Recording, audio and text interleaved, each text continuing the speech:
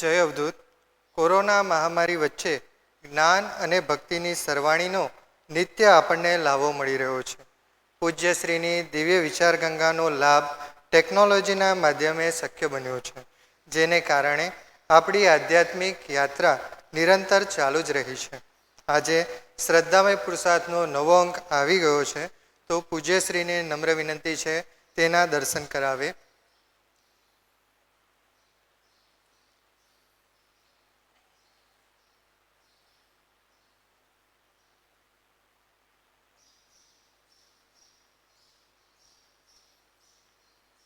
ખૂબ ખૂબ આભાર. હાલ મહામારીને કારણે શ્રદ્ધામય પુરુષાર્થ પીડીએફ સ્વરૂપે વિચાર ગંગાના માધ્યમથી વિતરણ થાય છે. જો આપને પીડીએફ ન મળી હોય તો અમારો સંપર્ક સાધી શકો છો. બીજી કેટલીક ખાસ સૂચનાઓ. 22મી ઓગસ્ટ અને શનિવારે ગણેશ ચતુર્થી છે અને આ પ્રસંગે નવનાથ ધામમાં ગણપતિજીની સ્થાપના થવાની છે, પરંતુ આ વખતે કોરોના મહામારીને કારણે સૌએ ભેગા થવું શક્ય નથી. છતાં ફેસબુક અને વિચાર ગંગા પર ગણપતિજીના પૂજનના ફોટા મૂકવામાં આવશે, જેથી દૂરથી પણ દર્શનનો લાવો અવશ્ય સૌ કોઈને મળશે. 27મી ઓગસ્ટ અને ગુરુવારે ગૌરી વિસર્જન છે. આ વિસર્જનમાં મહામારીને કારણે ભેગા થવાનું નથી, ઘરેથી જ દર્શન કરવાના રહેશે. તો આ બંને સૂચનાઓનું સૌ કોઈ ચુસ્તપણે પાલન કરે. તો હવે આજના પ્રસંગે પૂજ્યશ્રીને નમ્ર વિનંતી છે પોતાની દિવ્ય વિચાર ગંગા પ્રવાહિત કરે. જય અવધૂત. ગુરુ બ્રહ્મા ગુરુ વિષ્ણુ ગુરુદેવો મહેશ્વરા ગુરુ સાક્ષાત પરબ્રહ્મ તસ્મૈ શ્રી ગુરવે નમઃ. ધ્યાનમૂલં ગુરુમૂર્તિ પૂજામૂલં ગુરુપદં મંત્રમૂલં ગુરુવાક્ય મોક્ષમૂલં ગુરુકૃપા. યા દેવી સર્વભૂતેષુ માતૃરૂપેણ સંસ્થિતા. નમસ્તસ્યૈ નમસ્તસ્યૈ નમસ્તસ્યૈ નમો નમઃ.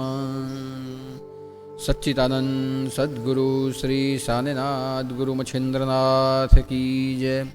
આનંદી લાલ કી જય.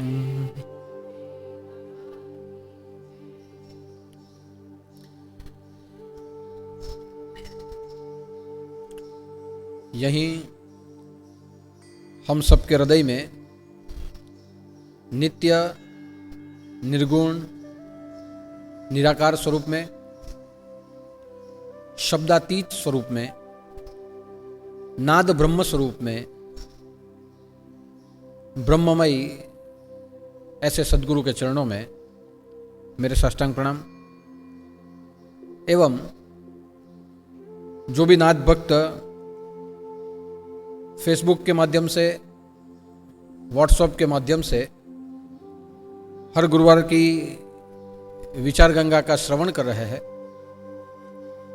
यहाँ के गुरुमूर्ति के दर्शन कर रहे हैं एवं सत्संग का श्रवण करते हुए अपने जीवन में योग्य विचारों का आचरण कर रहे हैं, ऐसे सभी नाथ भक्त धर्मप्रेमी भाई बहन सबको मेरा जय अवधूत, जय जय मच्छेंद्र समर्थ और आदेश.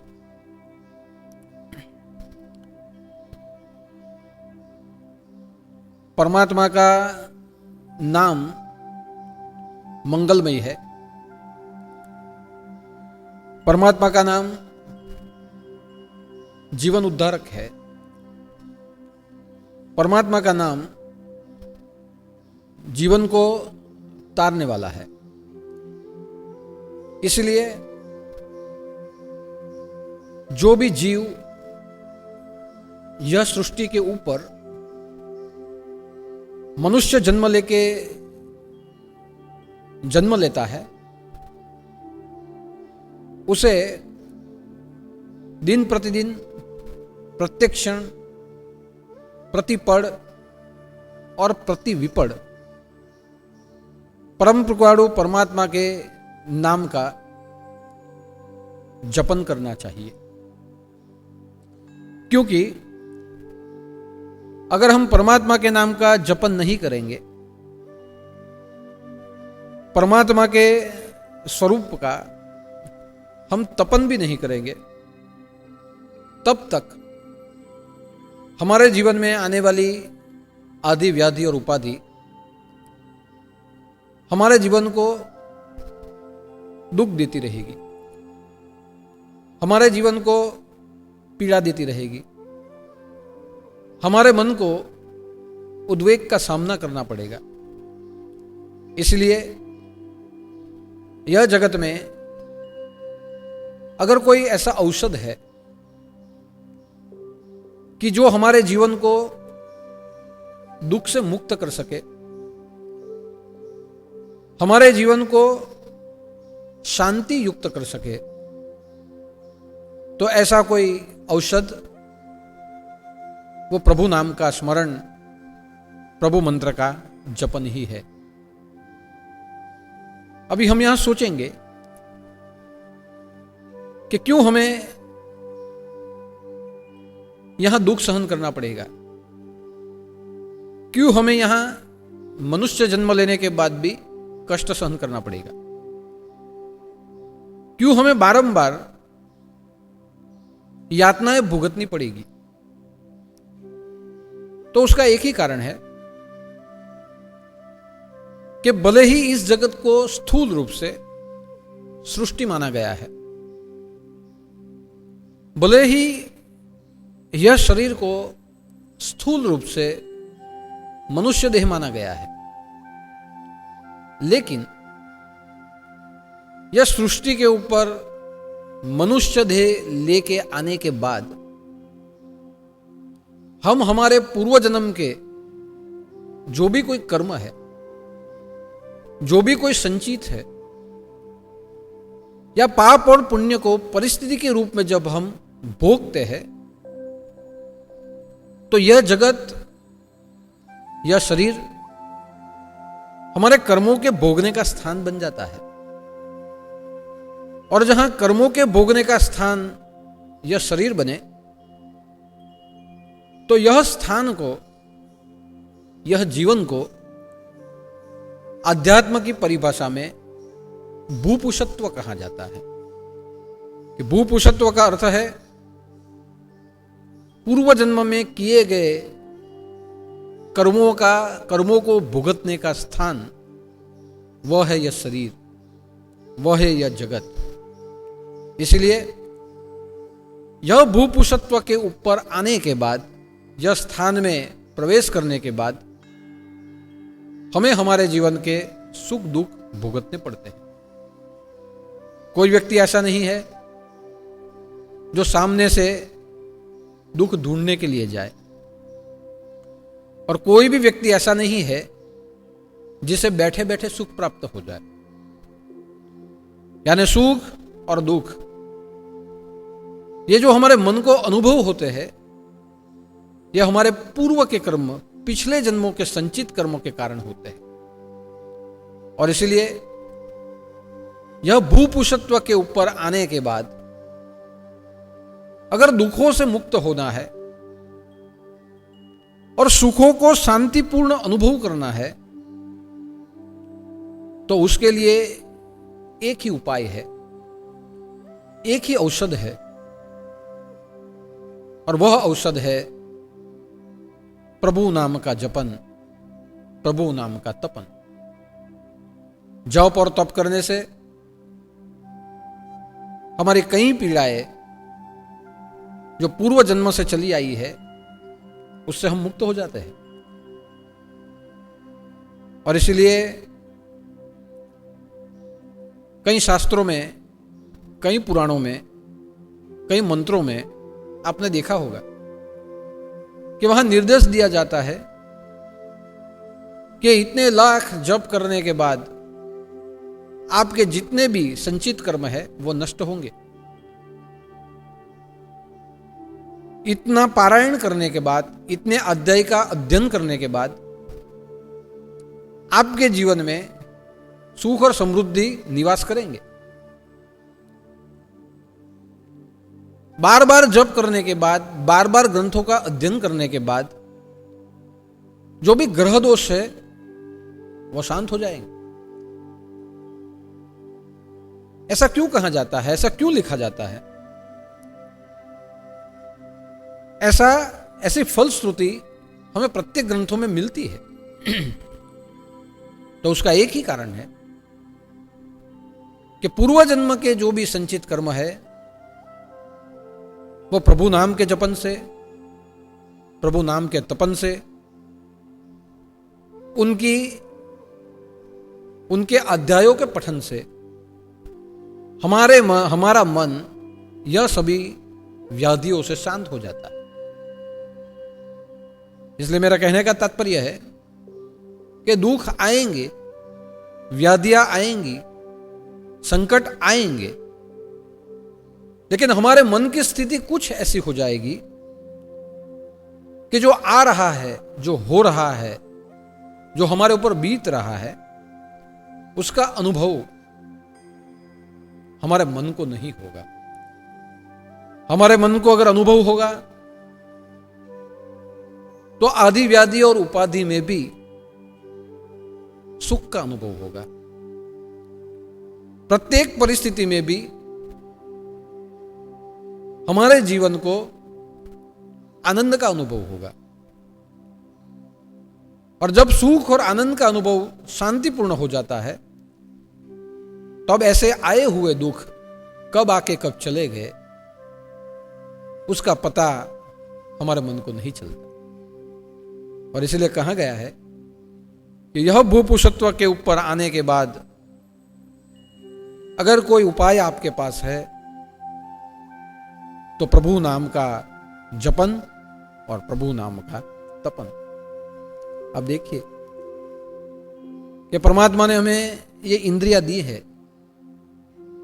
ये शरीर दिया है कि जिसका उपयोग करते हुए हम सत्य को देखें, हम सुंदरम को देखें, हम सत्य का अनुभव करें, हम सुंदरम को देखें और हमारे जीवन से हम कर्म करते हुए शिवम का आचरण करें। यानी सत्य को अनुभव करने का अर्थ है परमेश्वर इस जगत में है ऐसी श्रद्धा रखे, ऐसा ही अनुभव करे। बाकी सब नाशवंत है, परमेश्वर की ये सुंदर सृष्टि बनाई है ऐसा अनुभव करे।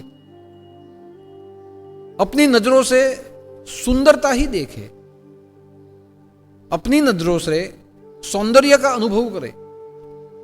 यानी कोई भी व्यक्ति आपके सामने आ जाए तो उसके अंदर की सुंदरता को देखे, उसके विचारों की सुंदरता को समझे, उसके अंदर रहा हुआ जो सुंदर ज्ञान है उसका अनुभव करे।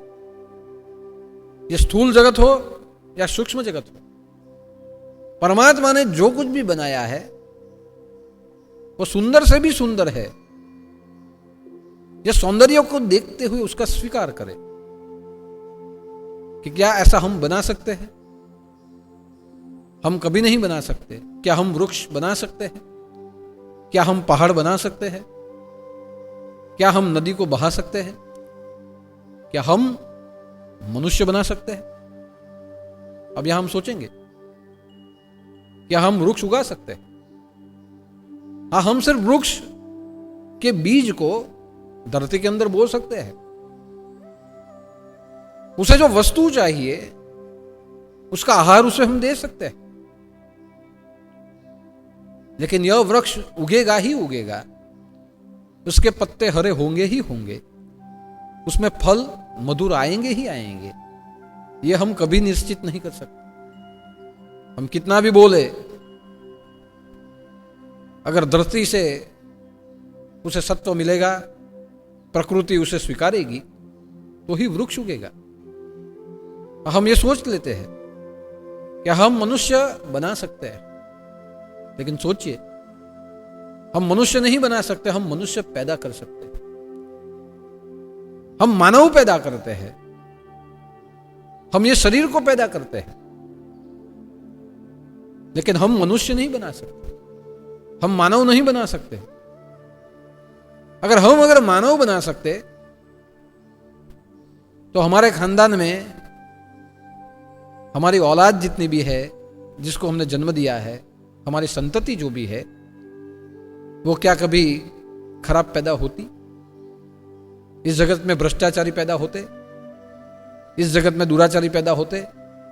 इस जगत में आतंकवादी पैदा होते? इस जगत में राक्षस पैदा होते? कभी नहीं होते।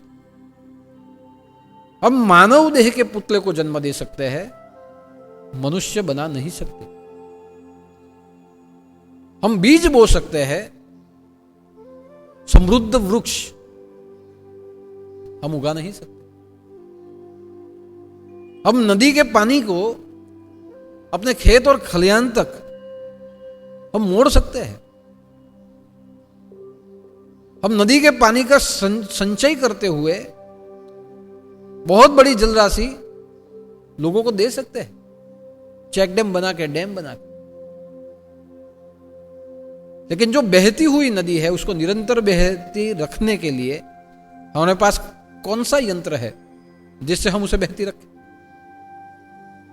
बहना तो छोड़िए, हम उसे शुद्ध भी नहीं रख सकते। हम सिर्फ उस पानी का सदुपयोग और दुरुपयोग कर सकते हैं। यानी आप सोचिए, इस दुनिया में परमेश्वर ने जो जो भी कुछ बनाया है, उसका उस सौंदर्य को सुंदरता से अनुभव कीजिए कि परमेश्वर ने जो बनाया है वो आपके लिए और दूसरों के लिए कितना सुंदर है, कितना उपयोगी है। उसका स्वीकार कीजिए। और शिवम यानी जो परमेश्वर ने बनाया है, हमारा ये शरीर, उससे लोगों का भला कीजिए, उससे सत्कर्म कीजिए। यानी शिवम यह कर्म है, सत्कर्म की ओर मुड़ने की एक भावना, सुंदरम सबको स्वीकारने की एक भावना। और जो सत्य है, परमेश्वर जो है, उसी सत्य से सब टिका हुआ है। सर्जन है, विसर्जन है, विसर्जन ही एक सर्जन है। ये समझ लेना, ये ज्ञान की एक भावना है। यानी ज्ञान स्वीकारने की समझ और कर्म, ज्ञान, भक्ति और कर्म। जब आप किसी को स्वीकार लो तो वो भक्ति हो जाती है। उसके सौंदर्य को स्वीकारना यानी भक्ति, उसके साथ जुड़ जाना। कहीं बाहर आप कुछ घूमने के लिए जाओ, किसी प्रकृति के सौंदर्य को आप देखो, जब आपको वो बहुत पसंद आए तब आप उसके साथ जुड़ते हो। यानी स्वीकार कर लेने का अर्थ होता है उसके साथ जुड़ जाना। यानी ये तीन भावना यह शरीर से हमें रखते हुए अपने भीतर में ही परमेश्वर को पाना है। यह जो पूरी प्रक्रिया है उसे कहा जाता है जपन। और यह प्रक्रिया को आत्मसात करने की भावना, आत्मसात करने की क्रिया को कहा जाता है तपन। यानी एक गुरुवार पहले मैंने जप का अर्थ कहा था कि जप का अर्थ होता है जन्म से लेके पतन तक जो स्मरण आपके साथ रह जाए, जो मंत्र आपके साथ रह जाए, वो होता है जप। और आज के लिए मैं इतना जरूर कहना चाहूंगा कि यह जो शरीर मिला है, वह शरीर से जब आप सत्य को समझ लो, अनुभव कर लो, उसने बनाई हुई स्थूल और सूक्ष्म सृष्टि जो भी है उसका स्वीकार कर लो। और वह स्वीकार करने के बाद कर्मयोग के द्वारा अपने जीवन को आप सार्थक कर लो, तो वो होता है जपन और वो होता है तपन। अब हम यहां सोचेंगे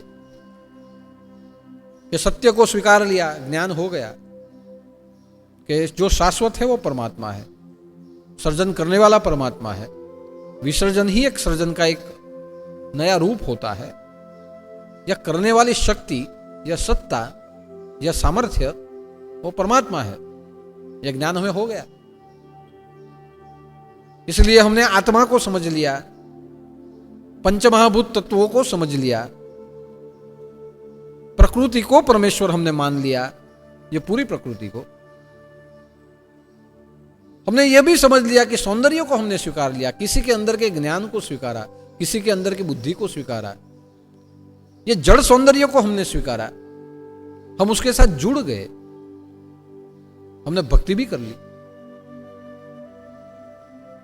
हमारे अंदर जो था उससे हमने कर्मयोग के द्वारा दूसरों का भला करना भी शुरू कर दिया। आप भला, जग भला, सबका भला करना हमने शुरू कर दिया। लेकिन ये जपन और तपन कैसे कहलाता है?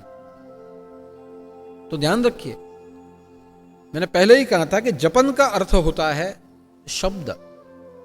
जिस शब्द को आप बोलते हुए जपो, जिस शब्द को आप मन में जपो, और जिस शब्द को आप अपने आत्मा से जप लो, उसे कहा जाता है जप। मगर वो शब्द कौन सा है? वो जो भी कोई शब्द है, वह शब्द रूप और स्वरूप वाला शब्द है।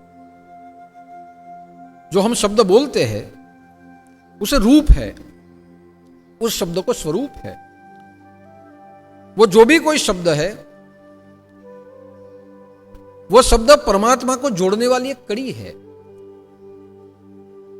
ये शब्द जो है वो निराकार है, ये शब्द जो है वो ब्रह्म है। जो शब्द है उसमें नाद है। ऐसा जो कोई शब्द है, वो शब्द बार बार जब आप जपते जाओ, मन की ऊपर की अवस्था के साथ आप जपते जाओ, तब वो जप हो, जो शब्द है वो शब्द जप बन जाता है। पहले वो स्मरण होता है, उच्चारण होता है। किसी भी शब्द को आप पहले मुंह से बोलिए, उसे उच्चारण कहा जाता है। फिर अपने होठों को बंद करते हुए उपांशु बोलिए, तो वो मन में स्मरण होने लगता है। और जब ज्ञानमयी कोष में जाके हम जब अजपा जाप के अंदर चले जाए, तब वो जप हो जाता है। लेकिन वो शब्द क्या है? आप सोचिए, जो शब्द है वो शब्द ब्रह्म है। हमारे जितने भी वर्णाक्षर जितने भी है, हम बोलते हैं क ख ग, जितने भी हमारे ये शब्द है, अक्षर ज्ञान है, ये सभी शब्द जो है वो ब्रह्म है। ये सभी शब्द जो है वो हमें एक दूसरे के साथ जोड़ते हैं। आप सोच लीजिए, अगर हमारे जीवन में शब्द ही ना होता तो हम कैसे जुड़ते? हमारे जीवन में शब्द ही ना होता तो हम क्या सुनते? हमारे जीवन में अगर शब्द ही ना होता तो हम क्या कहते, क्या बोलते? हमारे जीवन में अगर शब्द ही ना होता तो हमारी भावनाएं किसके साथ जुड़ती? इसलिए कहा गया है शब्द आकाश है। मैं यहां जो बोल रहा हूं, ये शब्द आकाश में ही हो रहा है। मैं यहां से जो बोल रहा हूं वो निराकार में जा रहा है। मैं यहां से जो बोल रहा हूं वो आपके कानों तक पहुंच रहा है, कानों के द्वारा आपके ज्ञान से वो आपके हृदय तक जा रहा है। ये जो भी कुछ है वो निराकार है, ये दिख नहीं रहा है। ये स्वरों के साथ जा रहा है, ये ताल के साथ जा रहा है, एक नाद के साथ जा रहा है, यानी किसी ध्वनि के साथ ये जुड़ रहा, आपके कानों तक आ रहा। तो यह जो होता है वो शब्द है, यह शब्द ही ब्रह्म है। इसीलिए हमारे जितने भी अक्षर है, क ख ग से लेके जितने भी है, संस्कृत के जितने भी अक्षर है, ये सभी के सभी अक्षर ये ब्रह्म है। इसमें शब्द छिपा है, इसमें नाद छिपा है, और ये सभी के सभी अक्षरों को बीज कहा जाता है। जब आप जप योग की शुरुआत करो तो जप योग में मंत्र के साथ एक बीज होता है। ओमकार यह मूल बन जाता है। ओमकार के साथ जो एक बीज होता है, जैसे हम बोलते हैं रीम, क्लीम, गोम, गम, हम, बम, ये क्या है? हमारी जो शब्दावली है उसके एक एक शब्द है। उसके साथ जब मकार जुड़ जाता है तब ये बीज बन जाता है। और ये बीज के साथ जब रूप जुड़ जाता है तो वह रूप मंत्र बन जाता है। इसलिए आप देखिए कि ओम गोम गोरक्षनाथाय नमः। ओम क्या हुआ? एकाक्षर है। पूरी सृष्टि जहां समाई हुई है ये मूल बीज है, ये मूल है।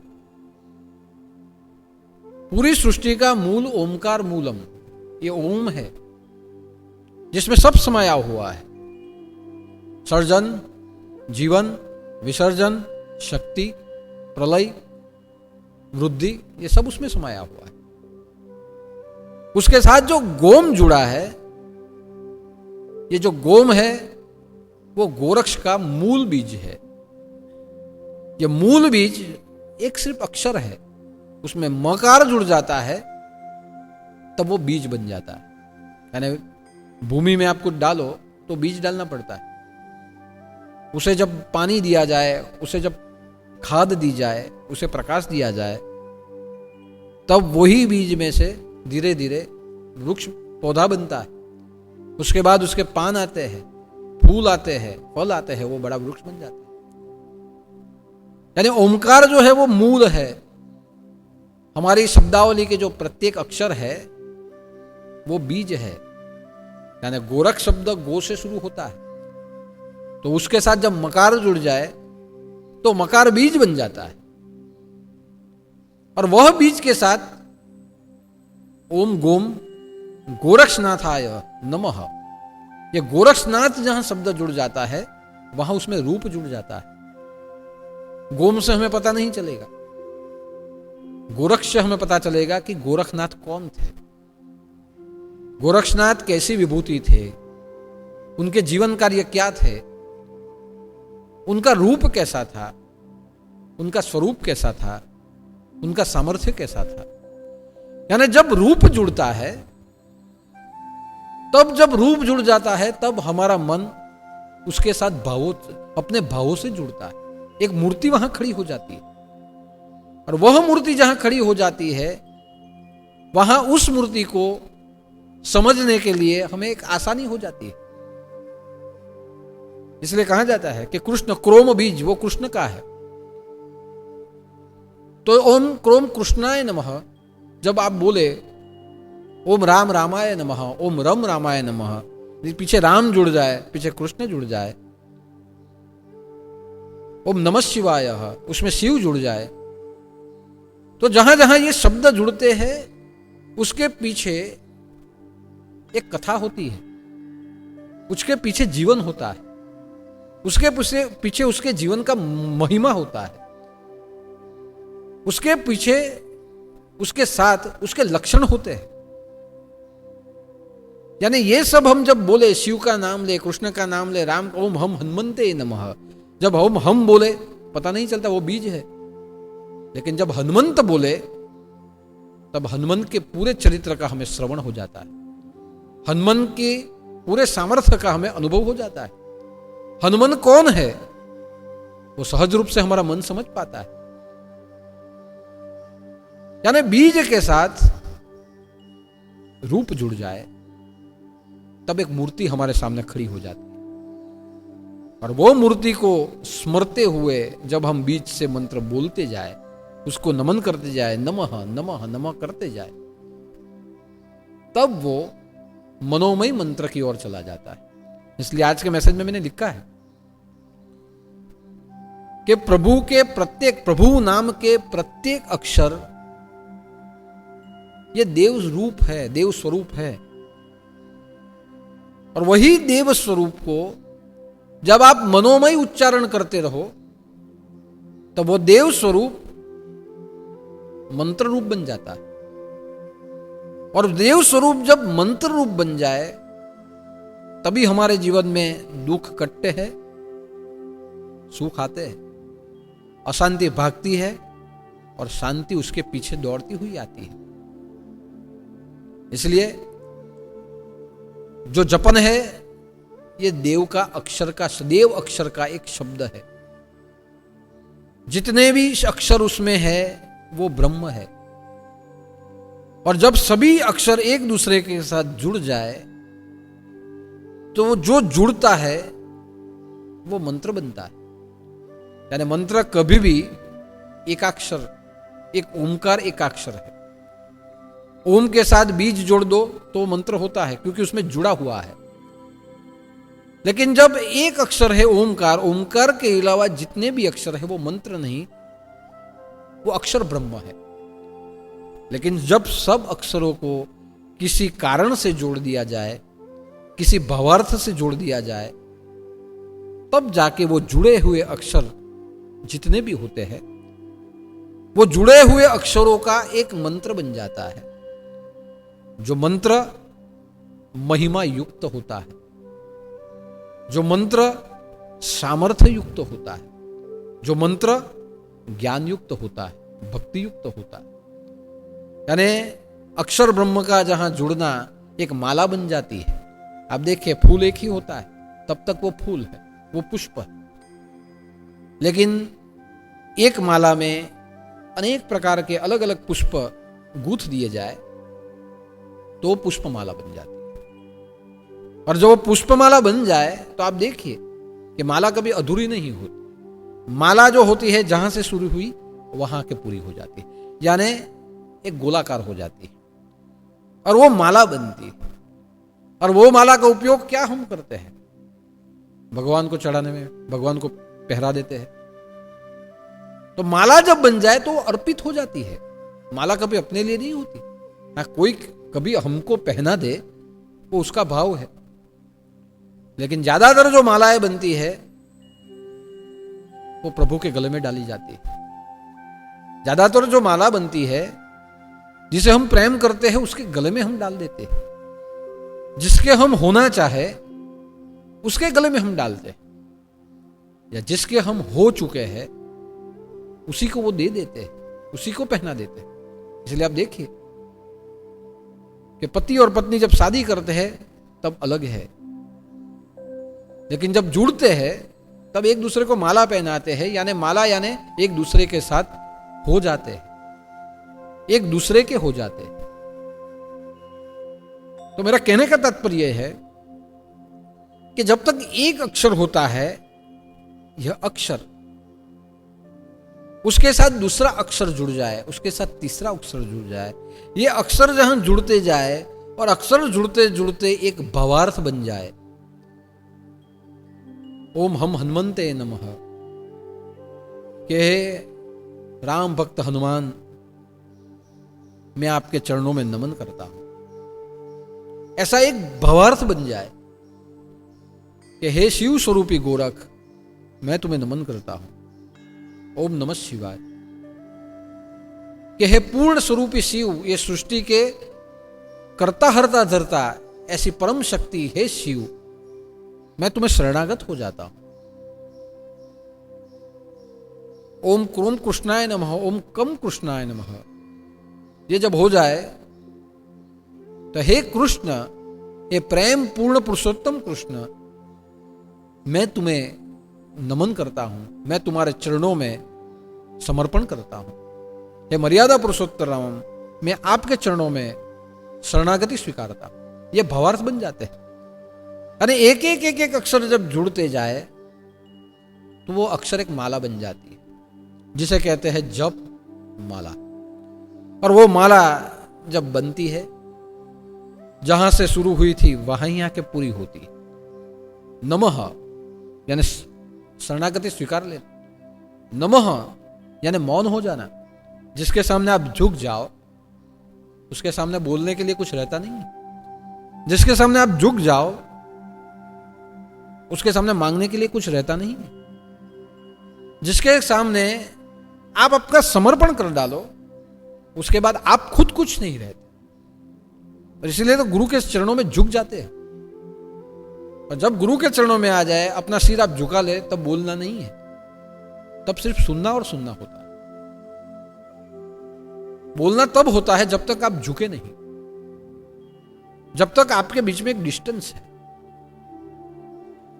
लेकिन जब आप झुक जाए, तब कभी शिष्य बोलता ही नहीं है। तब सिर्फ गुरु बोलता है और शिष्य सुनता है। आपके पास कोई प्रश्न ही नहीं रहते, कोई शंका ही नहीं रहती, कोई प्रश्न ही नहीं रहती। अर्जुन जब झुक गया, बाद में अर्जुन ने सुना है, अनुभव किया है। लेकिन जब तक अर्जुन झुका नहीं था, तब तक अर्जुन पूछते रहता था। इसलिए जब एक सब अक्षर जहां एक हो जाए, तब वो जपमाला बनती है।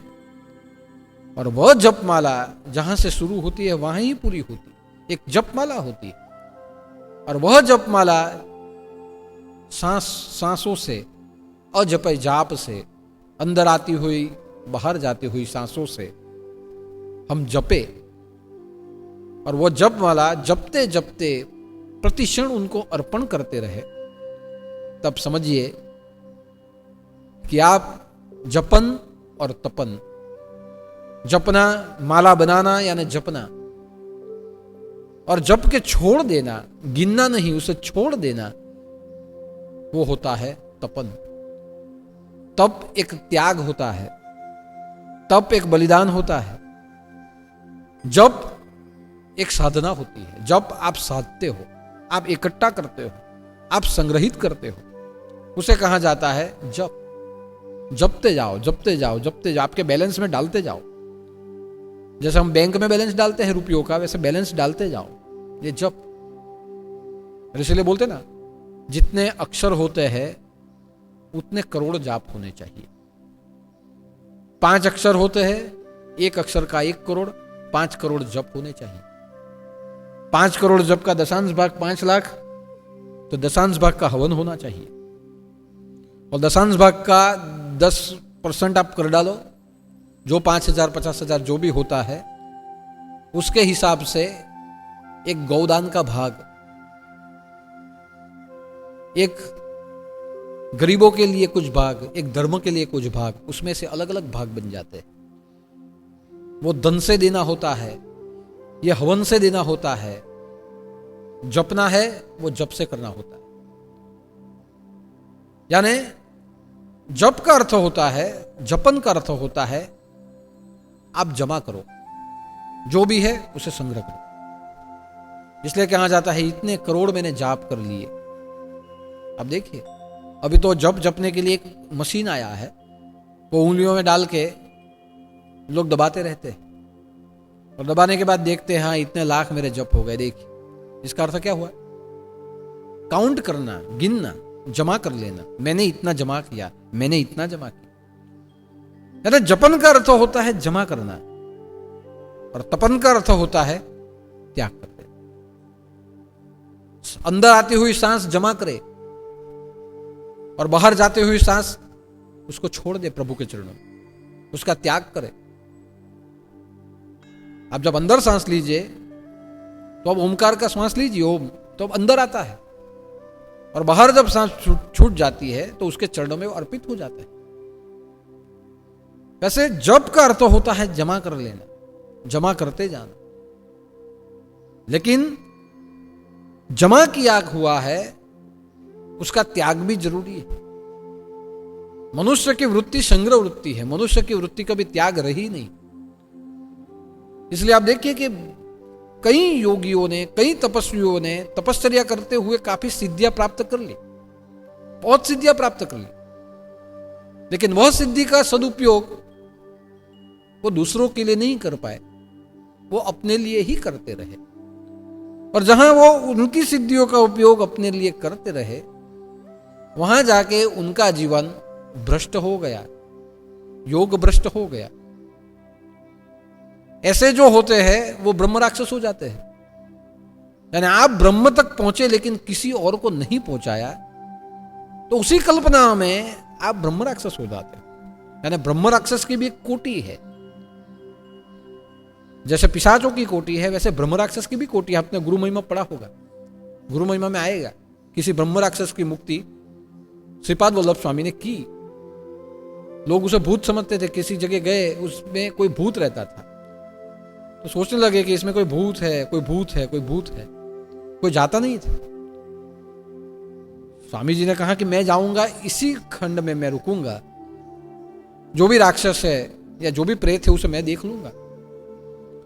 सब लोगों ने मना किया, लेकिन श्रीपाद स्वामी ने कहा नहीं, मुझे उसकी मुक्ति करनी है, दुखों से मुक्त करना है, शांति की और उसे युक्त कर देना है। वो गए, पूरी रात रुके, पूरी रात रुके। वो राक्षस आया, उनसे बातें की, चरण स्पर्श किए, और तब जाके दूसरे दिन उसे मुक्ति मिली। श्रीपाद स्वामी ने सबको बताया कि मैं रात को सोया था, वो पिशाच आया, लेकिन वो पिशाच नहीं था, वो ब्रह्म राक्षस था।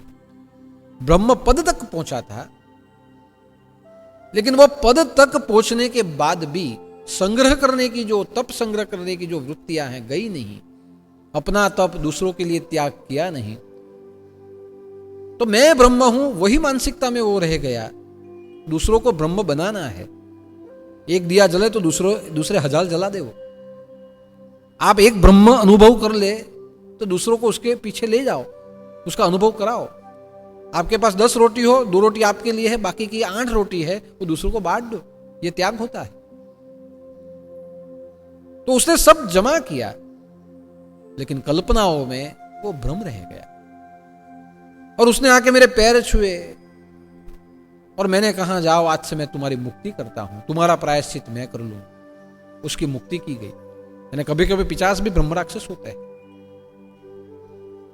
वो किसी को परेशान नहीं करते, लेकिन भटकते रहते हैं। ये जो भी ब्रह्म राक्षस के बारे में है, जो है वो कभी बाद में प्रवचन में, पूरा एक प्रवचन उसके ऊपर मैं कर दूंगा, वो बाद में रहे। लेकिन आज हमारा जो विषय है वो जपन का विषय। कि जप का अर्थ होता है संग्रहित करो, और जप के साथ तप का अर्थ होता है त्याग करो। जो आपने कमाया है उसका त्याग करते जाओ। यानी जप से आप परमेश्वर के प्रेम को कमा लेते हो, परमेश्वर के स्वरूप को कमा लेते हो, परमेश्वर की जो कृपा है उसे कमा लेते हो, उसकी ऊर्जा को आप कमा लेते हो।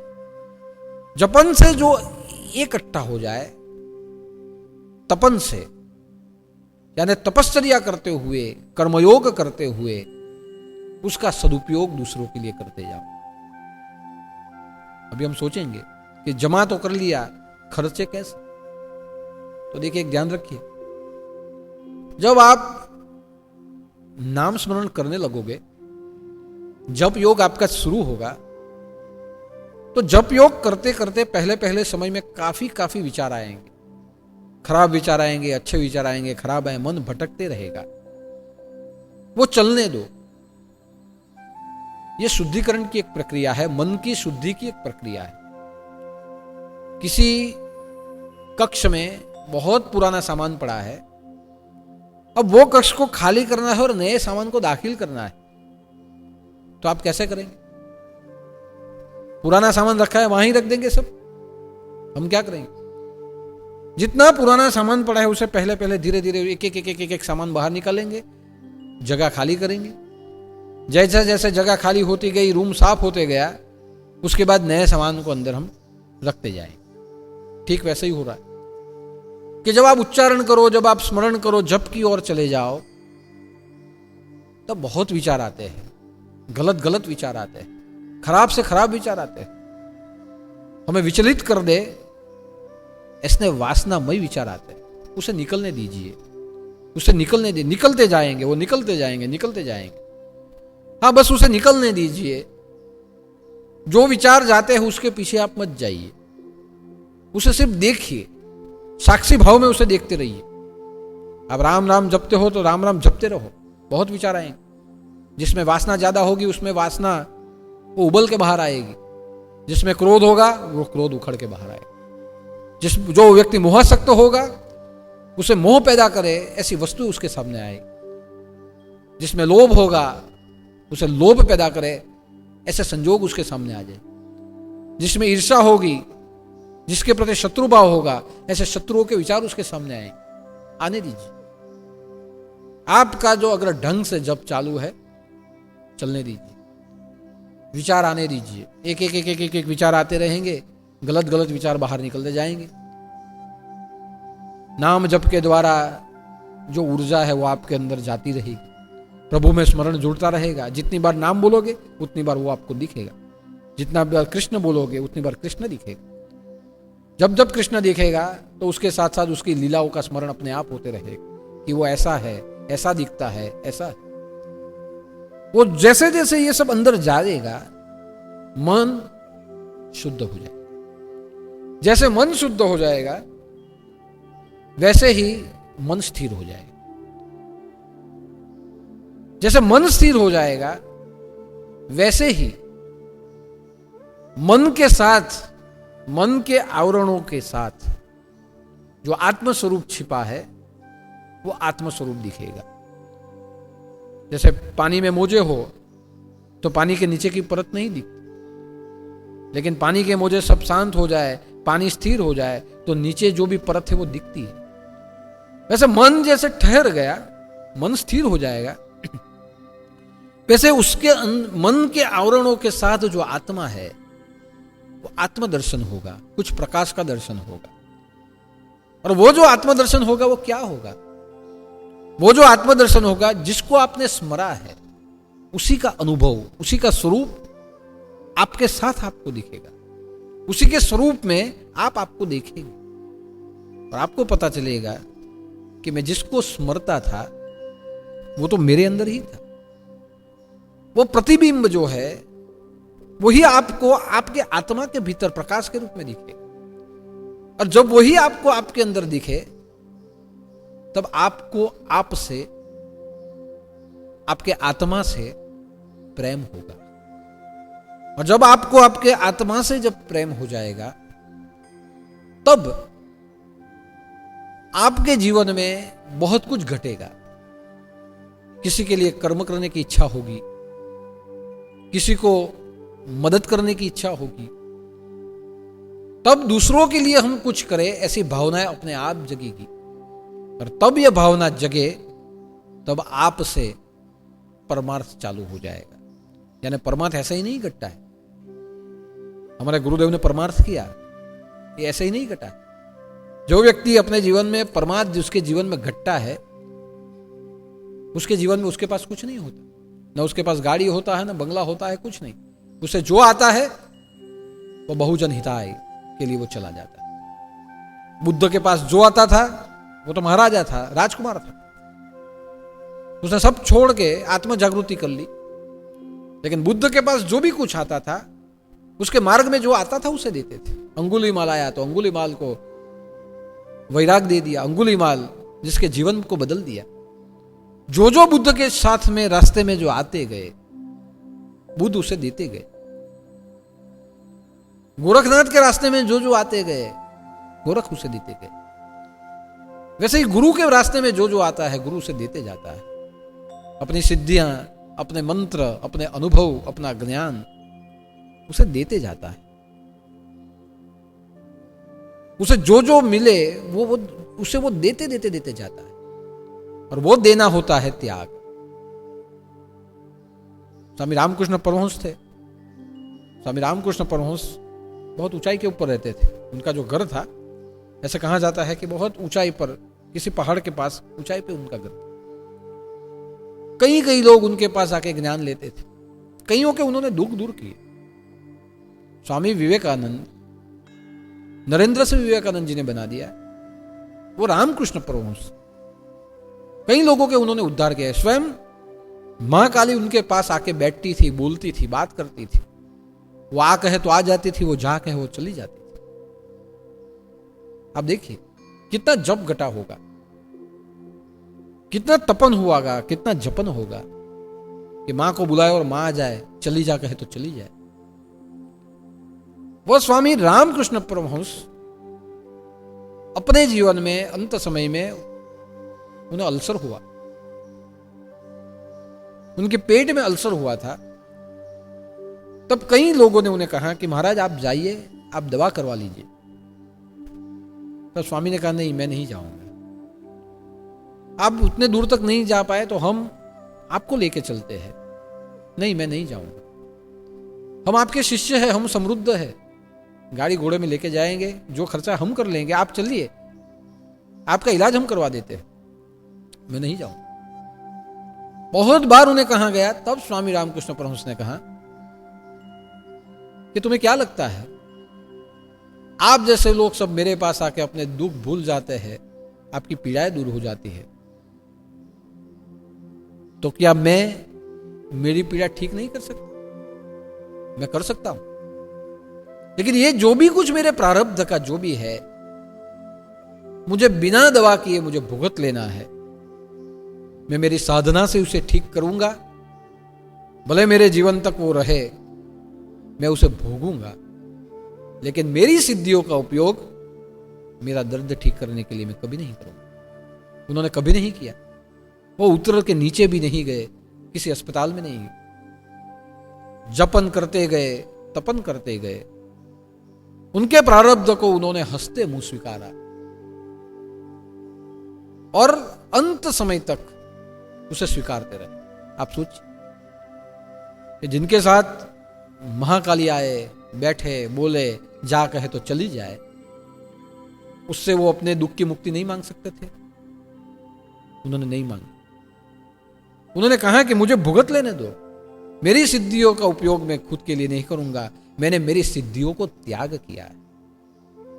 अब देखिए तो उसका अर्थ क्या हुआ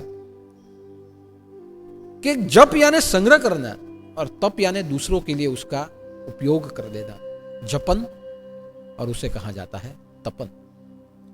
इसलिए जब जप योग घटता है, जब अक्षर, जब शब्द एक दूसरे के साथ अक्षर शब्द बनते हैं, जुड़ते जुड़ते, उसके साथ नाम रूप जब लग जाता है, और वही नाम रूप से जब आप जपते जाओ, जपते जाओ, जपते जाओ, तब आप भावमयी बन जाते हो। इसलिए मैंने बात की थी, अन्नमयी कोश, ज्ञानमयी कोश, विज्ञानमयी कोश, मनोमयी कोश, और एक कोश जो होता है वो कहीं जगह पे उसका उल्लेख नहीं किया गया, लेकिन मनोमयी कोश के बाद जो एक कोश होता है, ज्ञानमयी कोश के बाद वो कोश होता है भावमयी कोश। यानी भक्ति ज्ञानमय से हमें भावमय कर देती है, हमें भाव जगत में वो लेके चली जाती है। हमारी साधनाएं हमें भाव जगत की भावमय कोश में लेके चली जाती है। इसी जीवन में सब कोश है, भावमय कोश भी है। यानी नरसिंह मेहता को कृष्ण दिखना, यह कलयुग में यह भावमय कोश, मीराबाई को गिरधर गोपाल दिखना, यह भावमय कोश। और उसमें जब हम चले जाए तब जाके उस भावनाओं में यह भवसागर के जितने भी दुख है वो असर नहीं करते। स्वामी रामकृष्ण परमहंस को यह पीड़ा असर नहीं करती थी, उन्हें असर नहीं करती। हमारे गुरुदेव का जीवन चरित्र ले लीजिए, उन्हें जीवन में कोई रोग ही नहीं था, और जब ब्रह्मलीन होने का जब समय आया, काफी सारी तकलीफें शरीर को हुई। आज डॉक्टर कुछ अलग नाप के जाते थे, कल आते थे तो उसका परिणाम कुछ और दिखता था। मुंबई के डॉक्टर कहते थे कि दूसरों के शरीर में, आपके शरीर में कुछ अजीब गजीब है, अजीबोगरीब, कि कोई सामान्य व्यक्ति हो तो उसे यही होना चाहिए। आज आपका हम नाप के जाते हैं, कल आके वापस आपका दूसरा रिपोर्ट निकलता है तो रिपोर्ट कुछ बहुत ही कुछ अच्छा निकलता है। और बहुत दवाएं ली, बहुत दवाएं ली, लेकिन वो भावमय जगत में चले गए। तो जो भी पीड़ाएं उन्हें शरीर में होती थी वो नहीं हुई, हमें दिखती थी, उन्हें नहीं हुई। ये जो भी कोई पीड़ाएं थी ये तपन था, अपने भक्तों की पीड़ा को ले लेना कि मैं मेरे अंत समय में मेरे भक्तों की पीड़ा का मैं स्वीकार करता हूं, मैं ये ही मेरा तप है, मैं भोगूंगा और उसे त्याग कर दूंगा। लेकिन मेरे भक्तों को कुछ नहीं होना चाहिए। ये भाव से हमारे गुरुदेव ने अपने शरीर के ऊपर दुखों को स्वीकारा। योगी का संकल्प ही काफी हो जाता है अपने भक्तों के दुख स्वीकारने के लिए। उसने स्वीकारा, उन्होंने स्वीकारा। और हिसाब है कि जितने भक्त है उतनी गोलियां उन्होंने खाई। 17,000 गोली 2 साल में खाई। और उनके भक्तों की संख्या थी, हमारे गुरुदेव के भक्तों की संख्या थी 17,000। यानी एक भक्त के नाम की एक गोली, ये तपन था। जपन सिद्धियों को स्वीकारना, प्रभु के प्रेम को स्वीकारना, उसके सामर्थ्य को स्वीकारना, उसने जो परिस्थिति दी है उसका संग्रह कर लेना, उसे स्वीकारना, ये जपन। और जपन के साथ जो मिला वो तपन, कि मेरे अंदर जो है उससे मैं मेरे भक्तों के दुखों को दूर करूंगा। मैं मेरे जीवन की प्रतिक्षण उसके पीछे में त्याग कर दूंगा। वो जो भाव है वो होता है तपन। और वही तपन उनके पूरे जीवन तक वो करते रहे। यानी जप संग्रह करता है और तप दूसरे ही क्षण उसका त्याग कर देता है। जो आया है उसका त्याग कर देना, दूसरों के लिए, जीव सृष्टि के लिए, समष्टि के लिए, परमेश्वर के नाम के लिए, वो होता है तपन। जब हम जपन और तपन की कक्षा में, अवस्था में जब पहुंच जाए, तब दुख से मुक्त हो जाता है। जिसे खुद कोई दुख नहीं हो, जिसके जीवन में दुख का अनुभव नहीं हो, वो दुख से मुक्त हो। फिर भी अनुभव नहीं हो, वो दुख से मुक्त। जो दुख से मुक्त हुआ है वही दूसरों के दुखों को स्वीकार कर सकता है। जो शांति युक्त हो गया है, जिसका जीवन शांत हुआ है, जिसे अपने आत्मा का दर्शन हुआ है, जो जप योग के द्वारा अपने आत्मा को जब जो देख लेता है, आत्मा के दर्शन कर लेता है,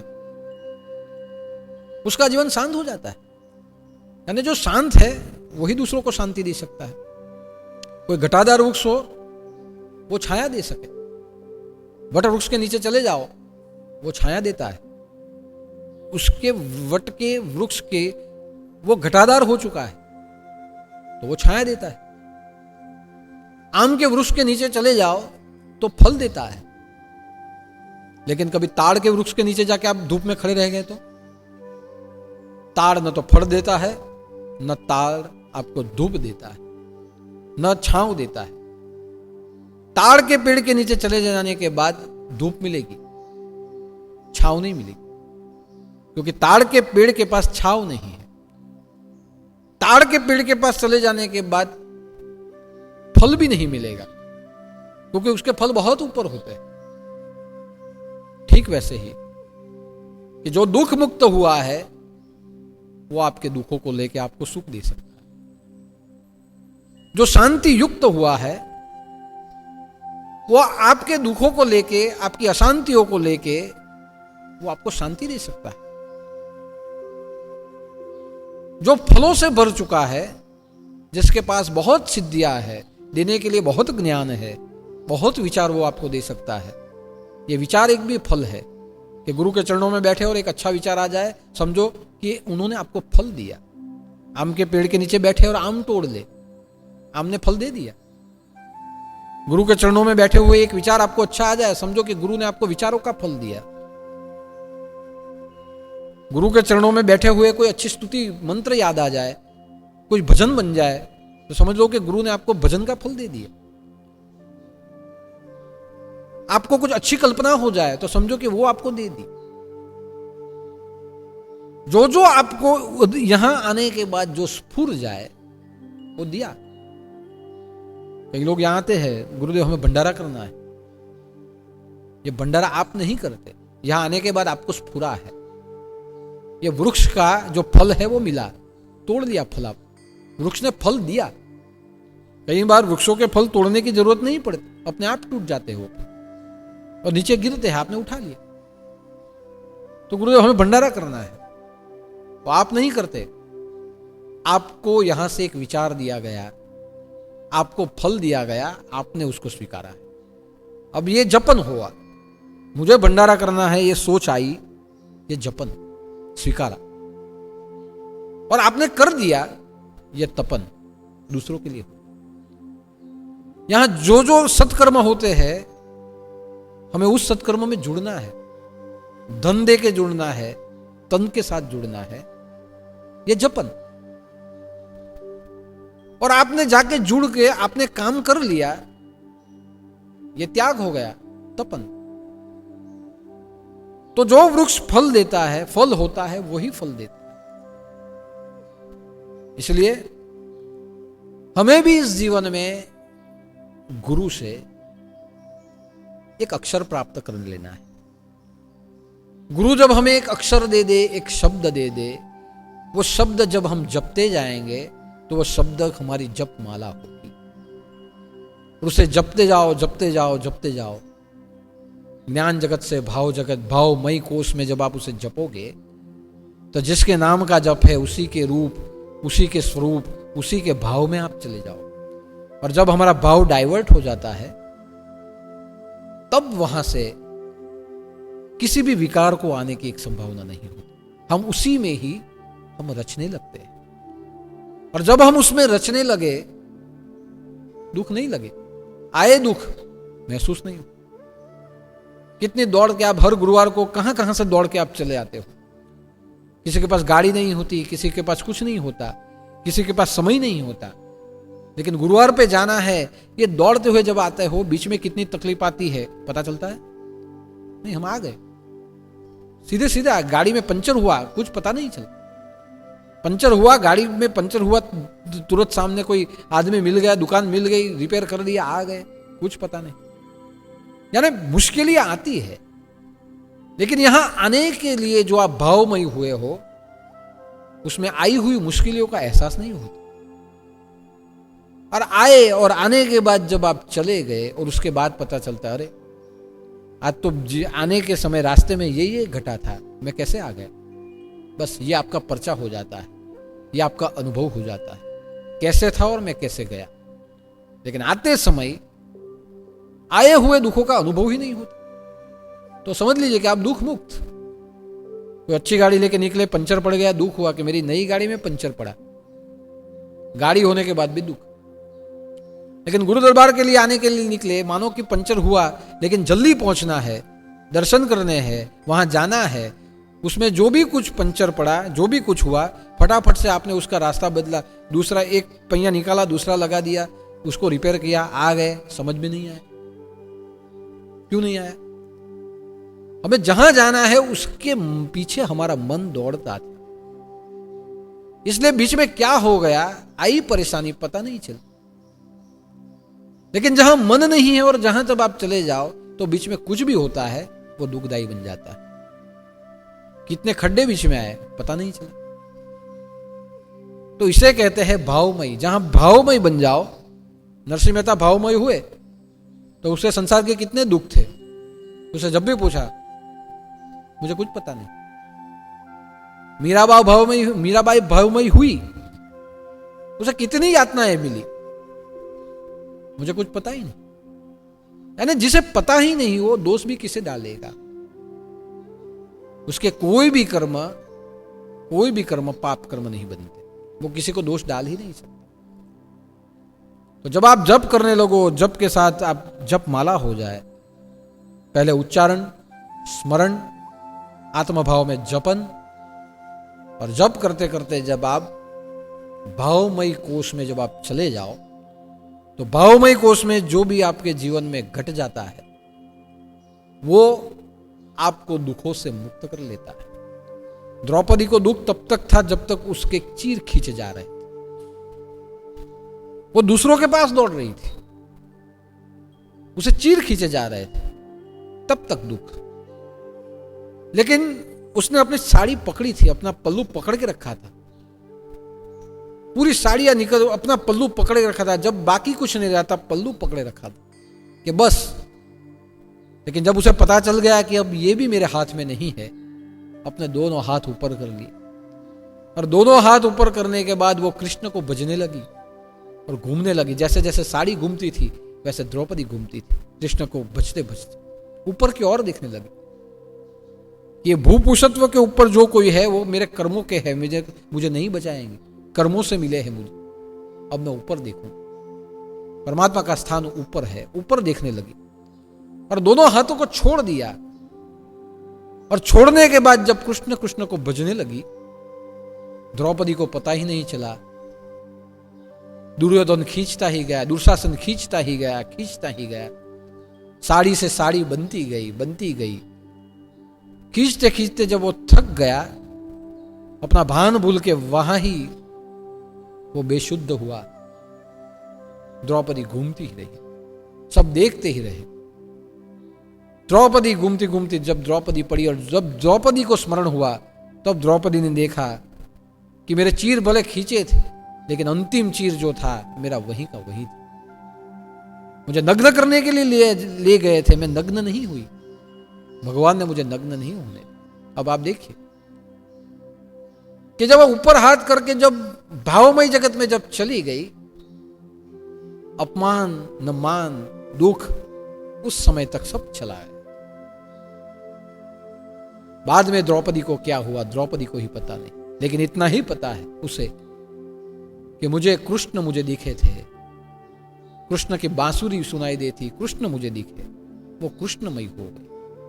और जो उसके मई हो गया, उसे दुख तो क्या, संकट तो क्या, उसके जीवन का कोई बाल भी उसे बाका नहीं कर सकता। वही नरसिंह मेहता के जीवन में घटा। इसलिए दुखों से कोई मुक्त कर ले जाए और शांति से कोई जोड़ दे, वो होता है जपन और तपन। लेकिन भावमय जगत में जाके जो हो जाए, वो जपन और वही तपन। इसलिए हमें सिर्फ और सिर्फ भावमय जगत से, भावमय कोश से गुरु के मंत्र को जाप करना है। जैसे जैसे जाप करते जाएंगे, वैसे वैसे वैसे आजू बाजू के दुख, आजू बाजू के अवरोध, आजू बाजू के विघ्न, आदि व्याधि रहेगी, आपको दिखेगी नहीं। एक बार क्या हुआ कि एक छोटा सा मंदिर था, भगवान कृष्ण का मंदिर था, राधा कृष्ण का मंदिर था, बहुत सुंदर जगह पे मंदिर था। एक वन था, छोटा सा मंदिर था, सुबह शाम धूप दीप आरती पूजा होती थी। वहां एक महात्मा का आश्रम भी था, गौशाला थी, सब कुछ था, मानो कि वृंदावन था। हर कोई व्यक्ति वहां आता था, भगवान के दर्शन करता था। आजू बाजू में अच्छा वन था, वहां बैठता था, अपने साथ आने वाले व्यक्तियों के साथ बातें करते थे। ऐसे हर कोई भक्त थे। उसमें एक महिला भी आती थी, नित्य नेम से सुबह आना शाम को आना नियम बन गया था। आती गई दर्शन करती गई। जैसे जैसे दर्शन करने लगी, आने लगी, आजू बाजू के माहौल को देखने लगी। पहले तो भगवान को देखने के लिए आती थी, बाद में धीरे धीरे सबसे पहचान होने लगी, आजू बाजू के माहौल को देखने लगी, बैठने लगी, पहचानने लगी सबको।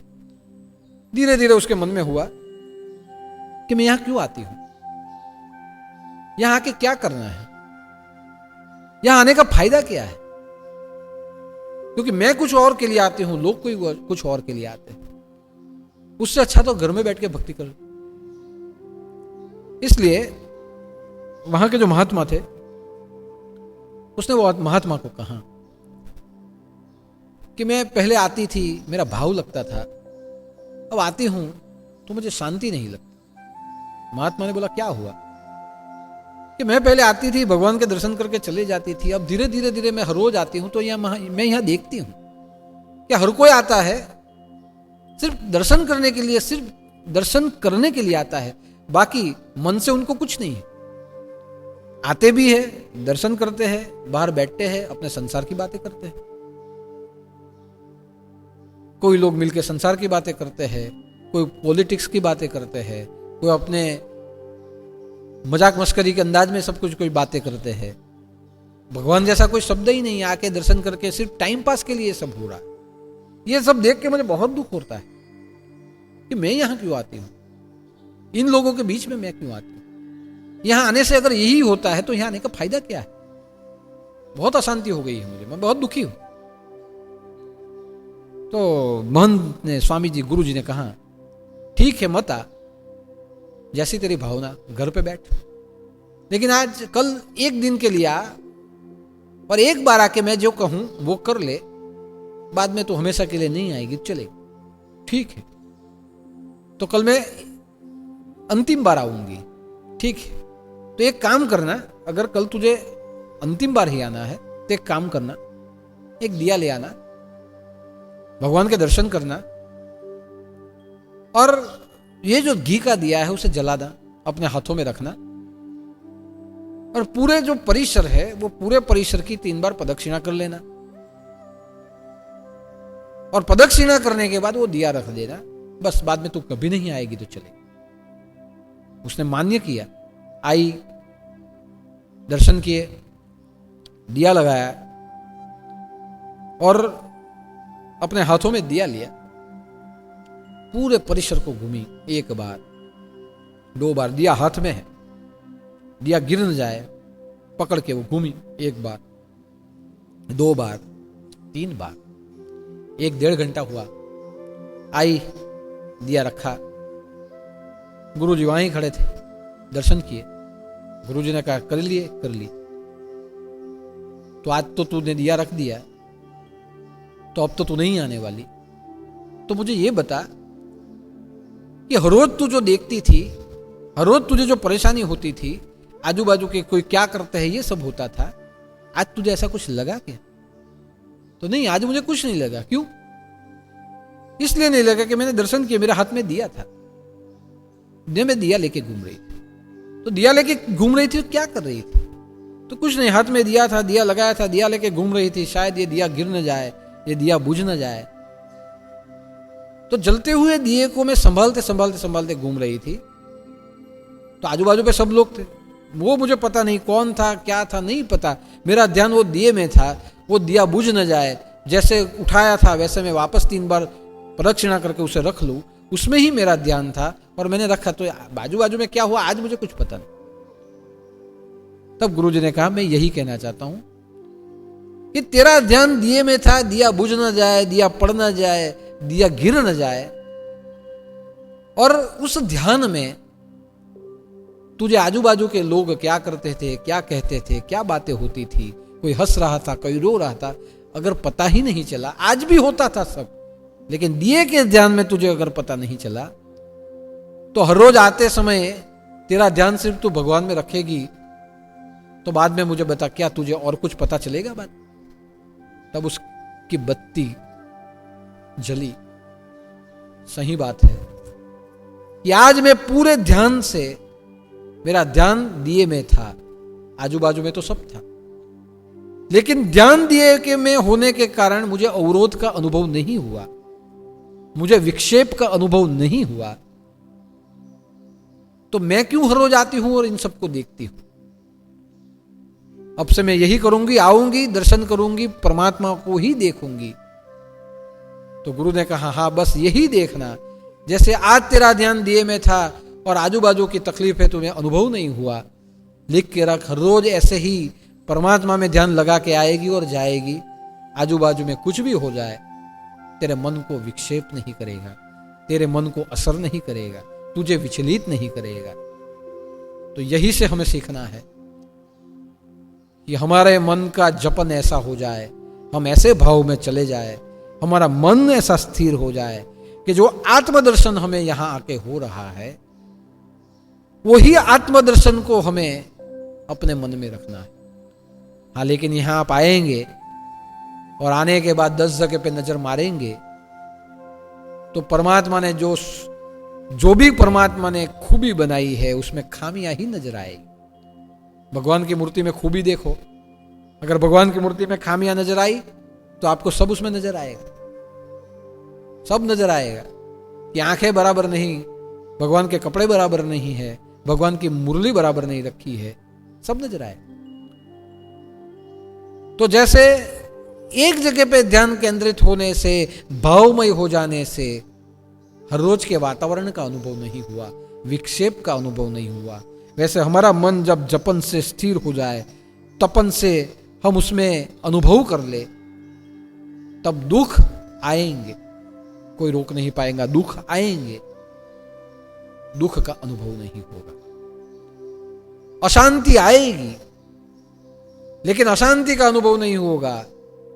ध्यान जहां आपका जुड़ा हुआ है, आपका प्रेम जहां एकरस हो चुका है, वहां आनंद ही आनंद होगा, वहां शांति का ही अनुभव होगा।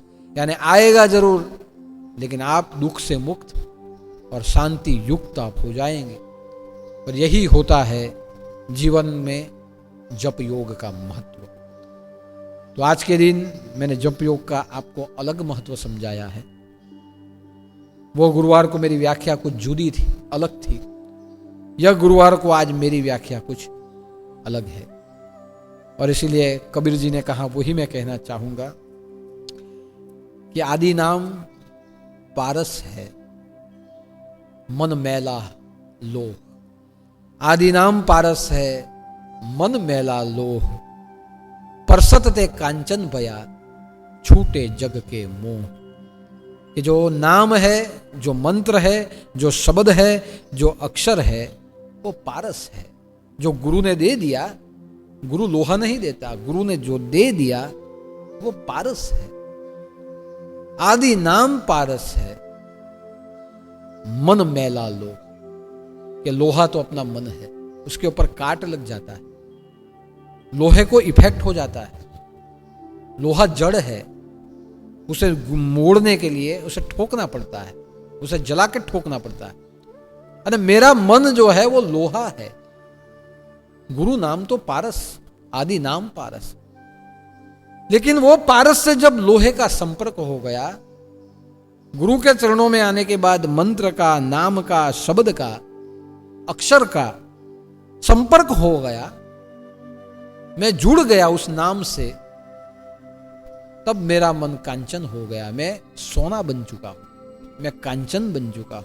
मेरे सब मोह वहां से छूट चुके। यानी मोह छोड़ने के लिए, दुख छोड़ने के लिए और जीवन में शांतिमय बनने के लिए जो जो हमारे गुरु ने नाम दिए हैं, ये लॉकडाउन की परिस्थिति में उसका जप करे। लॉकडाउन हो ना हो, अभी तो बाहर लॉकडाउन चल रहा है, हम नाम जपते रहेंगे। लेकिन लॉकडाउन खुल जाए फिर भी अंदर लॉकडाउन कर देना, कि बाहर की कोई वस्तुएं, बाहर की कोई भावनाएं, बाहर के कोई विकार हमारे मन तक न पहुंचे। यानी आप अंदर चले जाएंगे, अपने आप बाहर लॉकडाउन हो जाएगा। लॉकडाउन करने की जरूरत पड़ेगी नहीं। तो ये नाम को जपते जाइए, तपन करते जाइए। मेरा विश्वास है, और विश्वास से मैं कहता हूं, दुखों से मुक्ति हो जाएगी, दुख मुक्त हो जाओगे और शांति युक्त हो जाओगे। तो आज के गुरुवार पर हम गुरुदेव के चरणों में प्रार्थना करते हैं कि जो आपने अक्षर दिया है, अक्षरों को एक साथ करते हुए जो शब्द, गुरु शब्द जो बना है, और अनेक शब्द जहां एक हो जाए वहां एक जपमाला बन चुकी है। वही जपमाला का जपन आत्मभाव से करेंगे। उसी जपन के साथ हमारे मनोभाव से हम उसका तपन करेंगे। हे प्रभु, मंत्र जप जो भी कुछ है उसके साथ हमें भावना जगत में ले जाए, भावमयी कोश में हमें ले जाए, ताकि वहां हम आपके साथ जुड़ते हुए दुखों से मुक्त और शांति से युक्त बने। ऐसी 25 बार गुरु मंत्र बोलते हुए आपके चरणों में प्रार्थना।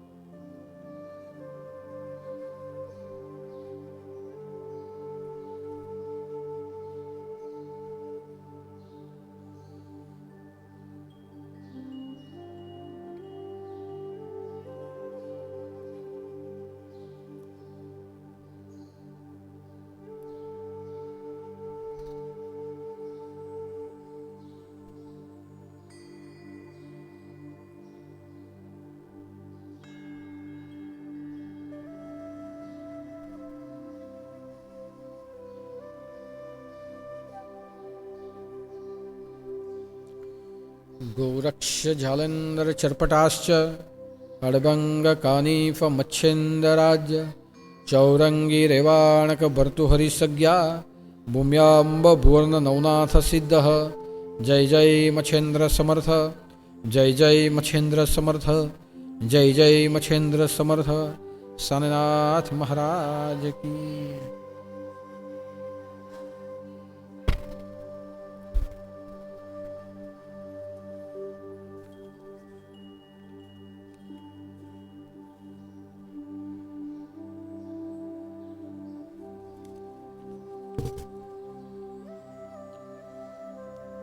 कई भक्तों के द्वारा नवनाथ धाम के भंडारे में सीधे अन्न के रूप में सेवाएं भेजी गई है। तुलसीराम पाटिल उदना 30 किलो बाजरा, अनिल भाई चौधरी बुहारी 40 किलो चने 5 मन चावल। अब गणेश चतुर्थी का उत्सव 22 अगस्त और शनिवार से, गणेश गौरी विसर्जन 27 अगस्त और गुरुवार, यानी यह शनिवार के दिन हमारे नवनाथ धाम में हर साल की तरह इस साल भी भगवान गणपति जी की स्थापना की जाएगी। हर बार हम सब आते थे, उत्सव होता था, विसर्जन में भी हम सब यात्रा लेके निकल जाते थे। लेकिन इस बार महामारी के कारण, लॉकडाउन के कारण ये सब संभव नहीं है। फिर भी हमारी आध्यात्मिक परंपरा को आगे चलाते हुए, हमारे पौराणिक रीति रिवाज को निभाते हुए यह साल भी भगवान गणपति जी की स्थापना यहाँ गुरु दरबार में होगी। शनिवार के दिन 11 और 11:30 के बीच में पूजा पाठ शुरू होगा, 1 बजे तक पूरा होगा, स्थापना हो जाएगी। और उसके बाद के 27वीं तारीख के गुरुवार को, अगस्त गुरुवार, गणपति विसर्जन होगा। यह गणपति विसर्जन इस बार यात्रा नहीं निकलेगी, लेकिन यहाँ गुरुवार के दिन सुबह 11, 11:30, 12 बजे पूजन हो जाएगा। उसके बाद यहीं से प्रासंगिक प्रवचन गुरुवार का होगा, जो प्रवचन शाम को आप देख पाओगे। और यहाँ ही आश्रम परिसर में भगवान गणपति जी की मूर्ति का विसर्जन हो जाएगा। यानी इस बार गणपति विसर्जन स्थगित किया गया है, गणपति स्थापना यहाँ की जाएगी, लेकिन लॉकडाउन के कारण इस बार हम सब एक साथ नहीं जुड़ पाएंगे। फिर भी विचार गंगा के ऊपर, फेसबुक के ऊपर, इंस्टाग्राम के ऊपर यहाँ जो पूजा पाठ होंगे उनके नित्य नियम से उनके फोटो रख दिए जाएंगे। आप फोटो देख के ही वहां से बैठे हर रोज आप दर्शन कर पाएंगे। लेकिन इस बार हम यहाँ एक साथ नहीं जुड़ पाएंगे। तो आप भी सब अपने अपने यहाँ जैसे जैसे भगवान की पूजा करते हैं वैसे करिए। अपने अपने घर में बैठे ही भगवान गणपति ओम गम गणपति नमः का जाप करिए। जो व्यक्ति अपने घर में बिठाते हैं वो घर में गणपति बिठाइए। लेकिन वहां दूर से ही इस बार हमें गणपति के उत्सव को मनाना पड़ेगा। तो भले ही आप वहां रहो, यत्र तत्र सर्वत्र भावनाएं हर जगह है। मैं आपके लिए प्रार्थना करता रहूंगा कि भगवान गणपति विघ्नहर है, सबके जीवन के विघ्नों को दूर करे। ये जगत के ऊपर आई हुई महामारी बहुत बड़ा विघ्न है, उससे भी भगवान गणपति हम सबको मुक्त करे, हमारा विघ्न हरे और सबके जीवन में शुभ कार्य का, शुभ प्रसंगों का निर्माण हो। ऐसी प्रार्थना मैं भगवान गणपति जी के चरणों में करूंगा। तो इस बार वहीं बैठे हमें हमारे उत्सव मनाने हैं। तो आज के गुरुवार को मेरा इतना ही। दूसरी बात कि दूसरे दिन 28 अगस्त है, शुक्रवार, 27 तारीख को विसर्जन गुरुवार, शुक्रवार को 28 अगस्त हमारे गुरुदेव का ब्रह्मदिन दिवस। उस दिवस को हमने सत्कर्म के रूप में हमने डिक्लेयर किया है। तो 28 अगस्त के दिन आप जहाँ भी हो वहाँ बैठे हुए भूखों को खाना खिला दीजिए। जो पक्षी पशु पक्षी है उसे दाना दे दीजिए, गाय को चारा खिला दीजिए, कोई छोटे बच्चे हो तो उन्हें मिष्ठान बना के खिला दीजिए, कोई भिखारी आ जाए तो उसे दाल रोटी खिला दीजिए, किसी को वस्त्र दान कर दीजिए। जो जो कुछ करना है हमारे गुरुदेव की याद में आप 28 अगस्त सत्कर्म का दिन समझते हुए आप करिए। आपके फोटो जो भी है वो भेज दीजिए। जो जो ये काम करेगा, जो जो फोटो भेजेंगे अपने डिटेल के साथ, हर गुरुवार को मैं 5-5 भक्तों की लोक सेवा, सत्कर्म सेवा मैं यहाँ पढ़ता जाऊंगा। तो आप वहाँ ही बैठे 28 अगस्त का दिन भी सत्कर्म के रूप में मनाइए। तो आज के दिन बस इतना ही। घर बैठे जप करें, तप करें और अपने भावमयी जगत में अपने भगवान के साथ जुड़े रहे। इतना ही मेरा आपको कहना है। सभी भक्तों को मेरा जय अवधूत, जय जय मच्छिंद्र समर्थ और आदेश।